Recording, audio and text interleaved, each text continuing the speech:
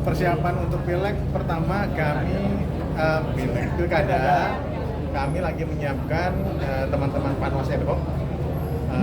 Sekarang kita akan menentukan evaluasi, apakah evaluasi akan disertai seleksi atau bagaimana untuk Panwas ad hoc di tingkat kecamatan dan juga PKD dan juga nanti ke depan Panwas TPS. Kemudian kami lagi kalau ada NPHD selesai, hampir seluruhnya selesai NPHD. Tinggal sekarang kita mempersiapkan setelah ini akan mempersiapkan untuk pengawasan tahapan pencalonan perseorangan pilkada di bulan Mei. Di pertengahan Mei akan ada pencalonan perseorangan. Kemudian di tengah ini juga maka kita lagi persiapkan untuk pileg. Kami akan mengumpulkan data-data. Sekarang sudah terkumpul. Sekarang kita lagi cross check lagi kembali untuk data-data penanganan pelanggaran pileg. Ya, pileg khusus pileg. Bukan hanya pilpres, kemarin pilpres, pileg dan juga persoalan-persoalan yang ada pada saat rekapitulasi di tingkat baik tingkat ad hoc maupun tingkat kabupaten kota dan tingkat provinsi. Ini kita lagi siapkan. Nanti setelah tanggal 22 tentu tanggal 29 kan akan mulai sidangan pileg ya. Kita akan lihat nanti proses-prosesnya apa. Mendaftarkan kan baru 70-an, kita akan lihat apakah lanjut terus yang belum 70 atau bagaimana. Ini yang kita lagi siapkan untuk Badan Pengawas Pemilu. Ya, terus tim hukum lain ya sekarang itu selain menyerahkan kesimpulan juga menyerahkan barang bukti. Barang bukti itu termasuk rekaman video Menko MK yang menyebutkan dan mengajak untuk memilih 02 di salah satu acara Menko MK waktu PMK Muhajir. Ya. Nah, bagaimana tanggapan Bawaslu perkara itu? Pertama tentu kan baru bukti tambahan ya. Tidak pernah dihadirkan dalam persidangan, sehingga juga nanti kan kita coba lihat data-data pengawasan yang ada pada hari ini. Ya, data pengawasan teman-teman penyelenggara karena ini bukan di Jakarta, loh di mana kita akan cek apakah di Jakarta atau di luar Jakarta.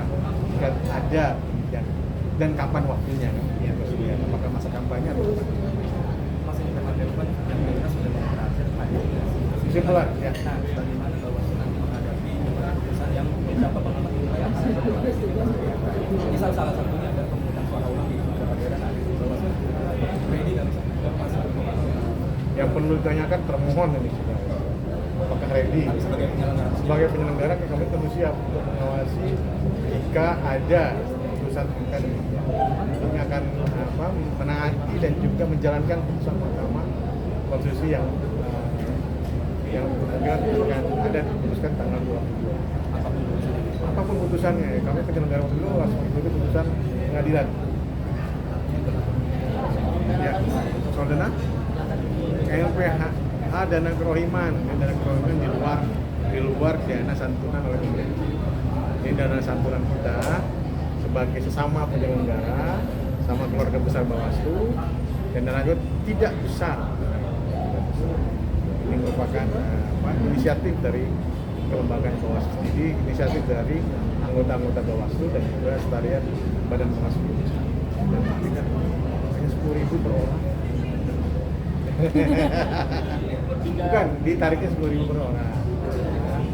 Tapi kan kalau 10.000 selama 10.000 kan dan ini akan disampaikan kepada yang membutuhkan. Biasanya pada teman-teman kita mendahului kita di keluarga penyelenggara. Ini termasuk juga santunan terhadap petugas Bawaslu yang meninggal nggak saat pemilu kemarin? Kemarin sudah ada di santunan dari kementerian dari pemerintah pusat itu sudah dijalankan. Ini ke depan karena kan baru mulainya ke depan. Kalau data hingga hari ini 60 orang kalau di bawah sekitar 60 orang. Sekitar 60 orang yang punya baik Panwas maupun juga Bawaslu. Ada Bawaslu 1, 2 Bawaslu Kabupaten Kota dan juga Panwas Kecamatan, Panwas TPS dan juga Panwas Suara Desa. Mekanisme pengangkutan Bawaslu sendiri untuk pengawas TPS dan segala macam itu apakah akan bersama atau akan menggunakan orang-orang yang kemarin? Kita akan melakukan evaluasi terhadap penyelenggara ad hoc kemarin. Tentu jika ada masalah, misalnya PTPS-nya tidak menyampaikan formulir C plano atau C hasil, ya, tentu akan ada penghukuman tersebut terhadap yang bersangkutan. kemudian laporannya tidak jelas, LHP-nya tidak jelas, itu juga akan jadi kriteria dalam melakukan evaluasi. Dan juga proses-proses pengisian Siwaslu dan kawan-kawan itu tentu akan jadi perhatian. Nominal fee-nya tetap sama Pak? Nominal hampir sama kan, hampir sama. Kadang kan diatur di MPHD, beda dengan di pusat kan. Kalau pusat seluruh Indonesia hampir sama, kalau tidak salah hampir sama. Dan juga tentu dalam hal yang lain yang diperlukan adalah bagaimana teman-teman itu kan melakukan pengawasan, bagaimana transportnya dan kawan-kawan itu tentu akan ada perhatian dari bawah. Itu sebagai perhatian. Ya, oke. Terima kasih. Mau ke KPK kan?